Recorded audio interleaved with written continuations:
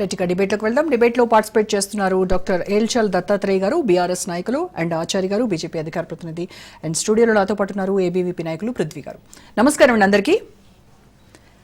Right, so Prithvi గారు, ABVP ఈరోజు ఈ ఏదైతే పెండింగ్ ఉన్నాయో బకాయిలు, విద్యార్థులకు సంబంధించి ఫీజు రీఎంబర్స్మెంట్ సంబంధించి కొన్ని కోట్ల రూపాయలు పెండింగ్లో ఉన్నటువంటి పరిస్థితి. సో దీనికి సంబంధించి మీరు పోరాటం చేశారు. ఇవాళ దాదాపుగా హైదరాబాద్ వ్యాప్తంగా 20 చోట్ల మీరు నిరసన కార్యక్రమాలు చేపట్టారు. అరెస్ట్ల పర్వం కూడా కొనసాగింది, మేము చూసాం. సో అసలు ఎందుకు ఈ పరిస్థితి వచ్చింది తెలంగాణలో అనేది మీ అభిప్రాయం? ఒకటి, తెలంగాణ రాష్ట్రంలో విద్యారంగ సంక్షోభం మొదలైందని మనందరికి అర్థమవుతా ఉంది. కాంగ్రెస్ నాయకులు గొప్పగా చెప్పుకుంటారు.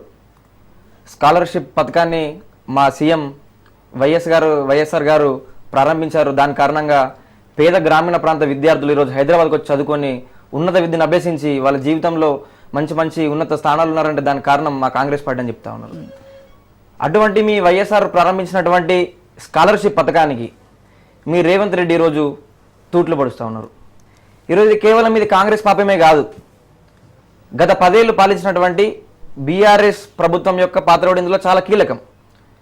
బీఆర్ఎస్ పార్టీ గద్దె దిగడానికి ఆ సమయానికి 5,300 కోట్ల పెండింగ్ స్కాలర్షిప్స్ ఉన్నాయి. దాని వచ్చిన తర్వాత కాంగ్రెస్ పార్టీ రిలీజ్ చేయకపోవడమే కాకుండా దానికి అదనంగా ఇంకా బకాయిలను జోడించింది.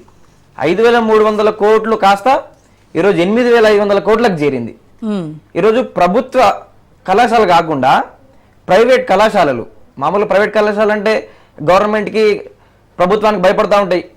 అటువంటి కళాశాలలు ఈరోజు రోడ్డు మీదకి వచ్చి మాతో అవ్వట్లేదు, మేము బంధిస్తామని చెప్పేసి ఈరోజు వాళ్ళు బంధించారంటే పరిస్థితి ఎంత అధ్వానంగా ఉందో మనం అర్థం చేసుకోవచ్చు. సరే, ఇటువంటి ప్రైవేట్ కళాశాలను ఒకటి పక్కన పెడదాం. ఈ రాష్ట్రంలో నిజాం కళాశాల అంటే ఒక మంచి పేరున్న కళాశాల, టాప్ కాలేజ్ నిజాం కళాశాల, కోర్ట్ ఉమెన్స్ కళాశాల, ఇవన్నీ కళాశాలలు.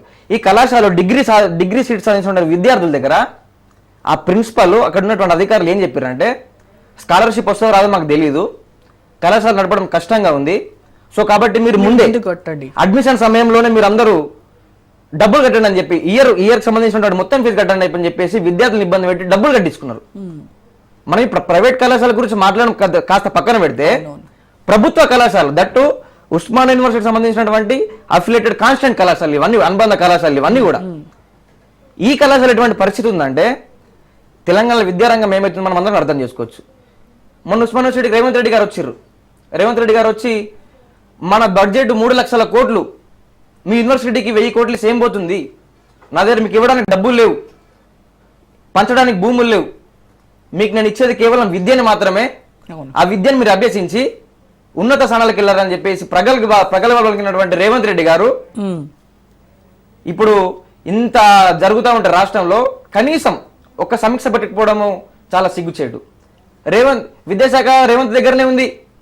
రేవంత్ రెడ్డి గారు మొన్న చెప్తా ఉంటూ ఈ విద్యారంగం పైన నాకు ప్రత్యేక చిత్తశుద్ధి ఉంది, అందుకే విద్యాశాఖ నా దగ్గర పెట్టుకున్నారని చెప్పినటువంటి రేవంత్ రెడ్డి గారు ఇప్పుడు ప్రైవేట్ కళాశాలన్నీ వాళ్ళు బంద్ పెట్టిర్రు. ఇక్కడ ప్రైవేట్ కళాశాలలు ఈ రోజు రేపు వాళ్ళ స్కాలర్షిప్ వస్తుంటది, వాళ్ళు బాగానే ఉంటారు, గవర్నమెంట్ బాగానే ఉంటది, మధ్యలో విద్యార్థులు ఈ రోజు నలిగిపోతా ఉన్నారు. విద్యార్థులు నలిగిపోతా ఉంటే వాళ్ళు విద్యార్థులు దూరం అవుతా ఉన్నారు.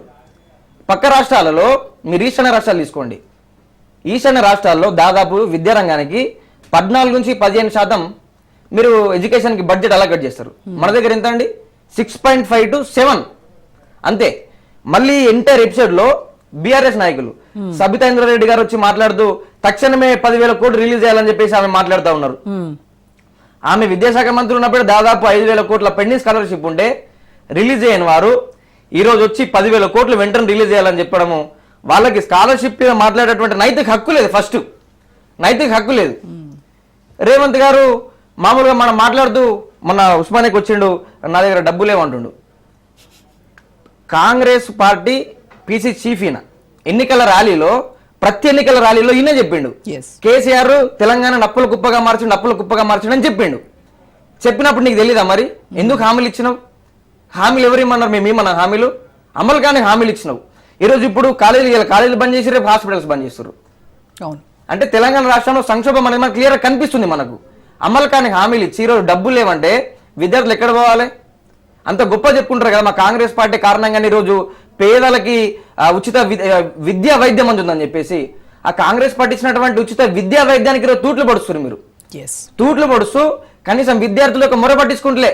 బీఆర్ఎస్ ప్రభుత్వ హయాంలో కూడా మేము మాకు స్కాలర్షిప్లు కావాలని చెప్పి రోడ్ల మీదకి వచ్చి ధర్నాలు వేస్తే మా మీద అన్యాయంగా కేసులు పెట్టి జైలు పాలు చేసిర్రు. ఈ కాంగ్రెస్ ప్రభుత్వంలో కూడా పోలీస్ రాజ్యం నడుస్తూ ఉంది. మనందరికీ తెలుసు కాంగ్రెస్ పార్టీ అంటేనే కాంగ్రెస్ పార్టీ డిఎన్ఏలో ఎమర్జెన్సీ అనేది ఉంటుంది, నియంత పాలన అనేది ఉంటుంది. మొన్నటికి మొన్న మమ్మల్ని రోడ్డు మీదకి రానివ్వట్లేదు, మా యొక్క గొంతును వినిపించట్లేదు, ఎక్కడికక్కడ అరెస్టులు, మా గొంతు నెక్కేసేటువంటి ప్రయత్నం చేస్తూ ఉన్నారు.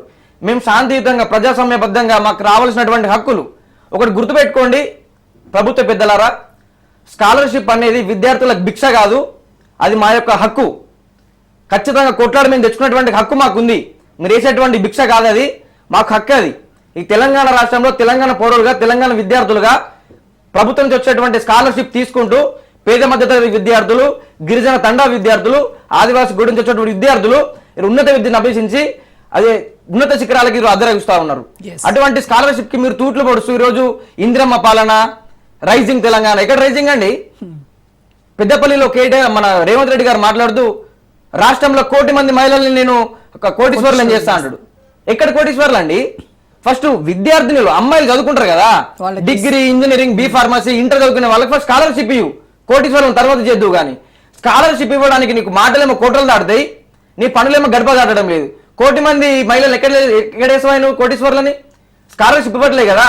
స్కాలర్షిప్ ఇస్తే విద్యార్థులు చదువుకొని వాళ్ళు ఉద్యోగాలు వేసుకుంటారు.